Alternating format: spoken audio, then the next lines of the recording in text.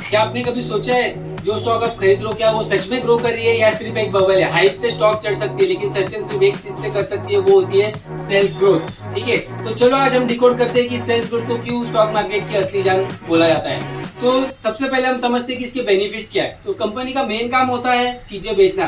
तो जब कंपनी बड़ी बनती है वो ज्यादा एम्प्लॉयज हायर करती है, ज्यादा प्रॉफिट अर्न करती है, और प्रॉफिट अर्न करने से क्या होता है, वो न्यू प्रोडक्ट लॉन्च करने के बारे में सोचती है, और लॉन्ग रन में वो कंपनी का शेयर प्राइस भी ऊपर जाता है और प्रॉफिट भी ज्यादा अर्न करता है। तो इसलिए रियल जो स्मार्ट इन्वेस्टर होते हैं वो देखते हैं कि सेल्स ग्रोथ कोई भी कंपनी की कंसिस्टेंट है या नहीं 10 साल की। ठीक है, तो अब हम समझते हैं कि सेल्स ग्रोथ कभी भी 2 डिजिट में क्यों होना चाहिए। तो जैसे कॉफी कैन इन्वेस्टिंग और डायमंड इन डस्ट जैसे बुक्स के ऑथर का ऐसा कहना है कि अगर आपकी कंपनी की सेल्स ग्रोथ 10% से हर साल ग्रो कर रही है तो आपकी कंपनी 7 साल में डबल हो जाएगी। ये होती है सेल्स ग्रोथ की असली मैजिक। तो आप ये चीज सोचिए कि अगर कोई कंपनी 10 या 15% कंसिस्टेंटली ग्रो कर रही है, उनमें होता है real power, customer loyalty and economic mode. तो ये कंपनी टाइम के साथ बड़ी बन रही है।